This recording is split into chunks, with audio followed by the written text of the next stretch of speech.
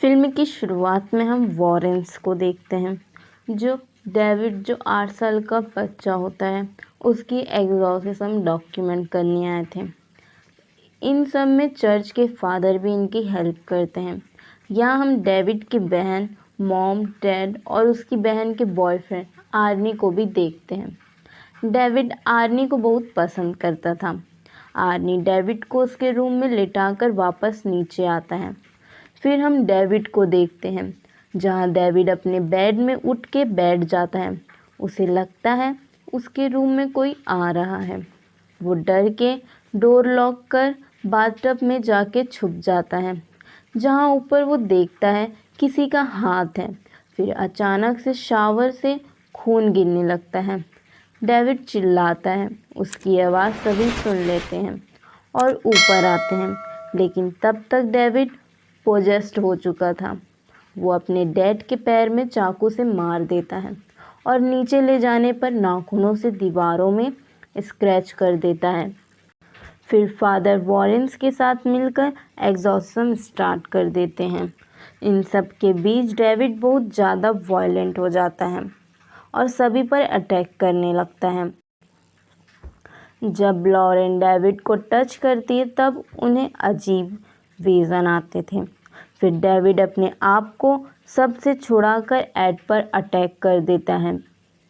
फिर Arnie David को पकड़ लेता है और डेविड के अंदर की आत्मा को अपने ऊपर आने कहता है। फिर डेविड के शरीर को छोड़ के वो आत्मा आर्नी के ऊपर आ जाती है। सभी को लगता है कि एग्जॉर्सिज्म सक्सेसफुल रहा। फिर तभी एड को हार्ट अटैक आ जाता है और वो हॉस्पिटलाइज हो जाता है और उसे होश भी नहीं आता।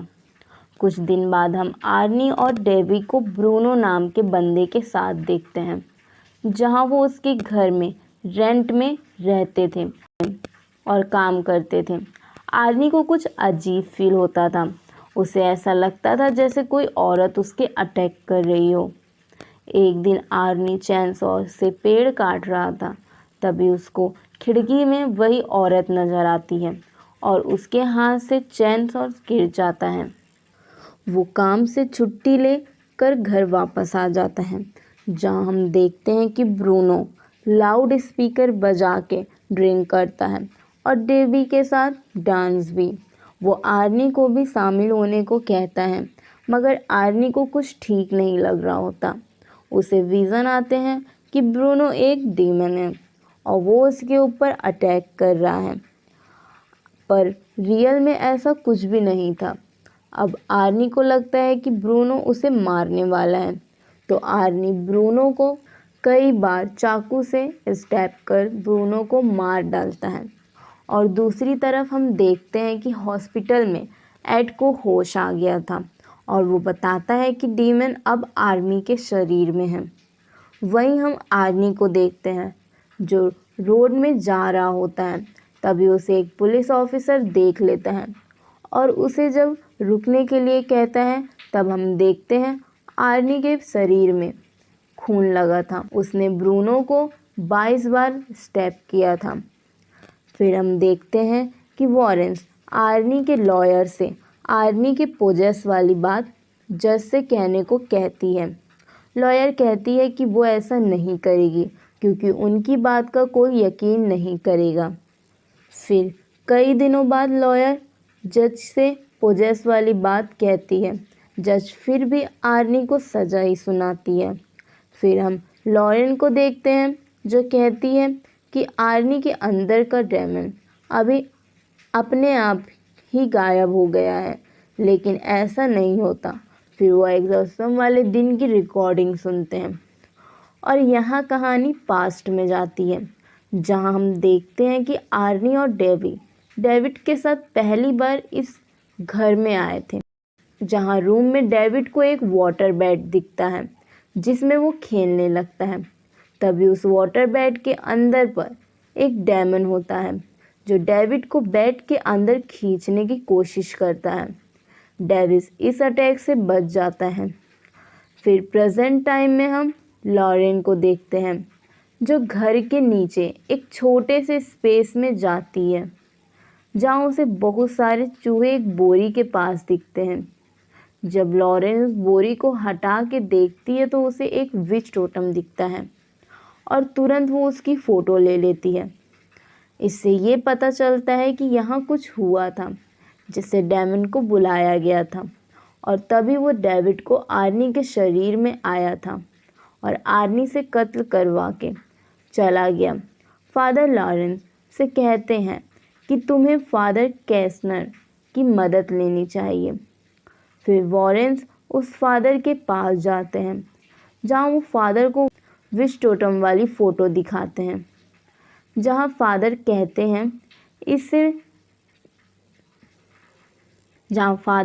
हैं कि इस विश टोटम को उन्होंने भी देखा है। तो वो वॉरेंस को अपने घर के बेसमेंट में ले जाते हैं। वो उन्हें उनके बेसमेंट में रखी चीज़ों के बारे में बताते हैं।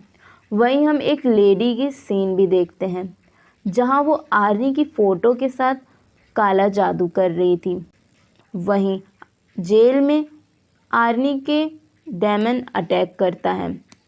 फिर वॉरेंस अपने घर में होते हैं जहाँ उन्हें एक डिटेक्टिव का कॉल आता है और वो कहते हैं कि उन्हें भी वैसा ही विश टोटम मिला है। वो वहाँ जाते हैं जहाँ उन्हें पता चलता है कि 2 लड़की जो कॉलेज में पढ़ा करती थी वो अचानक एक दिन गायब हो गई थी। कुछ दिन बाद पुलिस को केटी की बॉडी मिली जिसके चाकू से 22 बार अटैक किया गया था। डिटेक्टिव बताते हैं कि जेसिका के घर उन्हें सेम विश टोटम मिला था। डिटेक्टिव को वॉरेंस के पोजेस वाली बात पे भरोसा तो नहीं था। वो लॉरेन के पास वही क्राइम वाला चाकू ला के रख देते हैं जिसे और 2 चाकू एक्स्ट्रा और रख देते हैं और फिर लॉरेन उन्हें वो क्राइम वाला चाकू बताती है। फिर डिटेक्टिव वॉरेंस को मर्डर वाली जगह ले जाते हैं जहाँ उन्हें केटी की लाश मिली थी। इसके बाद लॉरेन अपनी पावर से जो उस दिन हुआ था वो विज़न कर पा रही थी। वो फिर भाग के खाई के किनारे पहुंच जाती है जहाँ एक डेमन का हाथ उसे खींच लेता है, मगर एड उसे बचा लेता है। लॉरेन बताती है कि जेसिका की लाश शायद इस नदी में है। फिर डिटेक्टिव टीम की छानबीन के बाद पता चलता है कि वहाँ एक लाश मिली है। अब वॉरेंस ने डिटेक्टिव के केस सॉल्व में मदद की थी तो वो उन्हें केटी और जेसिका की इंसिडेंट वाली फाइल दे देते हैं।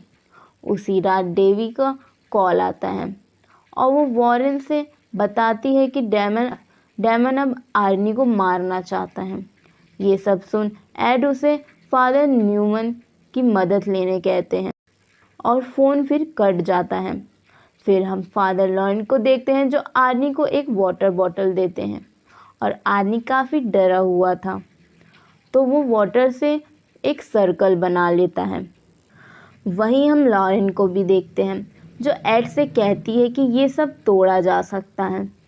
लॉरेन को इसी से जुड़े कुछ विज़न आते थे जिसे अच्छे से जानने के लिए वो उस बॉडी के पास जाती है जो उन्हें नदी में मिली थी। लॉरेन उस बॉडी के हाथ को टच कर विज़न कर पा रही थी जहां उसे एक औरत दिखती है जो आर्नी की फ़ोटो के साथ काला जादू कर रही थी। फिर हम दूसरी तरफ देखते हैं कि आर्नी पोजेस हो जाता है और बॉटल को तोड़ अपना हाथ काट लेता है। वो औरत भी सेम आर्नी जैसा करती है। वो ये सब कर आर्नी से करवा रही थी। वहीं लॉरेन ये सब देख रही थी। वो चिल्ला के उस औरत ये सब करने से रोकती है। फिर यह रुक जाता है और आर्नी भी रुक जाता है। फिर पुलिस वाले आर्नी को इस हालत में देखकर आर्नी को मेडिकल भेज देते हैं। वॉरेंस को पता चलता है कि यह सब रोकने के लिए उन्हें उस औरत का जहां वो काला जादू करती है उस टेबल यानी कि मंदिर को तोड़ना होगा। लॉरेन विज़न से उस जगह का पता लगाती है। फिर वो फादर के पास जाती है और डेवी को आर्नी के पास जाने को कहती है क्योंकि आर्नी को डेवी की ज़रूरत थी क्योंकि आज रात वो औरत आर्नी को मारने वाली थी। फिर एड उस जगह का पता लगाते हैं।